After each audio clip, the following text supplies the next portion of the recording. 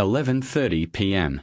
All across America, living rooms go dark as televisions flicker to life.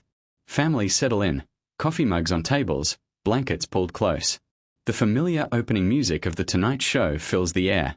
It's comfort. It's routine. It's America's nightly escape. Johnny Carson walks on stage, polished, witty, effortlessly in control. He smiles as he welcomes the brightest stars in Hollywood. To the audience, this is glamour at its finest. But look closer. Behind those flawless smiles are hands shaking just out of sight, pressed tightly beneath thighs. Behind eyes shining under studio lights are pupils behaving unnaturally, pinpoints or blown wide, under the influence of chemicals. These are not just actors and icons. They are people fighting private wars inside their own bodies, live on national television. They aren't acting. They are surviving. Welcome to the unseen backstage of The Tonight Show, where 8 legendary guests arrive carrying more than charm and talent. They carried addiction. Elizabeth Taylor, the painkiller queen. Inside NBC Studio One in Burbank, the lights are scorching. Makeup melts. Yet Elizabeth Taylor feels freezing. A deep, bone-level chill runs through her, not from the air conditioning, but from a body demanding relief. In her dressing room, away from the audience's roar, the screen legend trembles.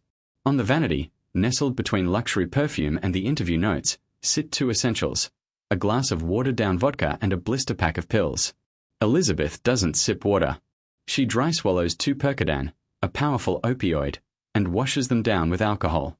She calls it her breakfast of champions. It's the only thing standing between her and unbearable pain. Within 5 minutes, the drugs begin to work. The stabbing agony in her back dissolves into numbness. Her pupils shrink to tiny points. Her vision blurs, like she's looking through cloudy glass. Her lips curl into an unconscious smile, detached, artificial, chemically induced. 5 minutes to air, Miss Taylor. The voice feels distant. Elizabeth stands, her legs weak and unreliable. She's not walking on strength, she's floating on medication. Johnny Carson notices immediately. The scent of alcohol. The way her weight leans into his arm. Her cold, clammy hands. He guides her to the chair as the applause erupts. The real struggle begins internally. Her mouth is painfully dry. Her tongue feels heavy. When Johnny asks about her new film, words stall. She laughs lightly and reaches for water. The audience sees elegance. Johnny sees desperation. "You look wonderful tonight, Liz." She blinks slowly, processing delayed. Inside her mind, thoughts drift apart. She bites her gum hard to stay present. "Thank you, Johnny." Her voice sounds normal, yet to her, it echoes as if someone else is speaking. She fiddles with her diamond ring, twisting it obsessively. Johnny gently fills pauses when she forgets her own sentences. Then the audience laughs loudly. To Elizabeth's drug-sensitized nervous system, it sounds like an explosion. Her eyes widen in panic for a split second before the mask snaps back into place. When the cameras cut, she collapses into the chair. The artificial energy fades. Drowsiness crashes in. "I need to go backstage," she whispers. She isn't looking for rest. She's looking for her purse. The legend the audience applauded leaves behind a woman trapped in chemical dependence, already craving the next dose. Burt Reynolds, 50 sleeping pills. Mid-1980s.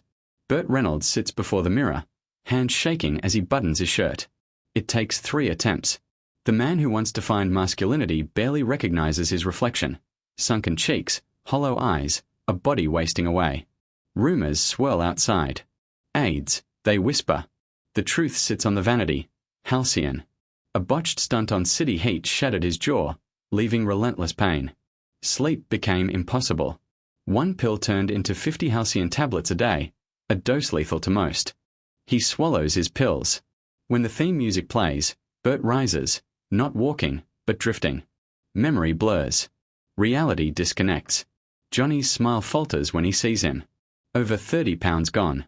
Bert's hand trembles violently in Johnny's grasp. "You're looking fit lately," Johnny offers gently. Panic flashes behind Bert's eyes. He forces a grin. "I'm on the alien diet, Johnny." The audience laughs. Johnny doesn't. When the show ends, Bert collapses. An assistant catches him as pain roars back through his jaw. He disappears backstage, still a legend on screen, but barely alive off it. Judy Garland, A Final Goodbye. June 1968. When Johnny announces Judy Garland, the studio explodes in applause. Behind the curtain stands a fragile woman, trembling. Pills line the vanity, amphetamines to wake her, barbiturates to calm her. She's lived on this chemical seesaw since childhood. She swallows a handful and steps into the light. Judy clings to Johnny's hand.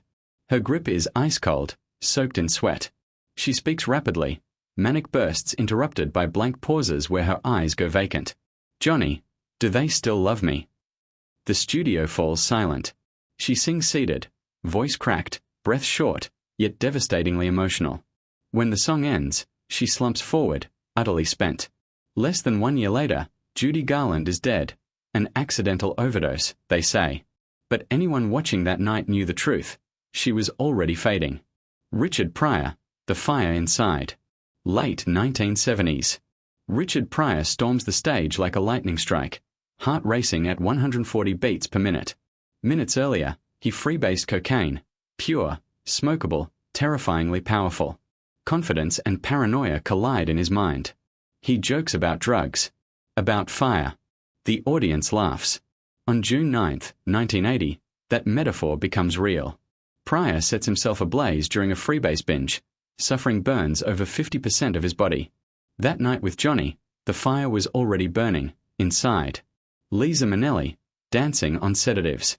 Liza Minnelli bursts onto the stage, radiant and electric. But behind the smile is Valium and white wine, used to silence fear and force performance. She fidgets constantly, laughs too loudly. Her eyes are glassy. Johnny sees Judy Garland all over again. When the show ends, Liza collapses into exhaustion, staring at her reflection, recognizing the path she's walking. Sammy Davis Jr., the cocaine fingernail. Sammy explodes with energy, dancing onto the stage. Cocaine and amyl nitrite surge through his body. His pinky fingernail is long, a discreet cocaine spoon. The moment cameras cut, he folds inward, shaking violently. The showman disappears. Only the addiction remains. Carrie Fisher, the invisible sniff. Fresh from Star Wars fame, Carrie Fisher arrives buzzing on cocaine, haunted by LSD trails. She speaks brilliantly. The audience is charmed. Johnny notices the unconscious nose touch. The sniff. Backstage, the energy drains. The silence returns. And so does the craving. Chevy Chase, laughing through pain. Mid-1980s. Chevy Chase swallows Percodan for crippling back pain, then cocaine to stay sharp. Unstage arrogance masks fear. His movements are stiff, controlled. When the show ends, he clutches his spine, limping into darkness, another star held together by pills.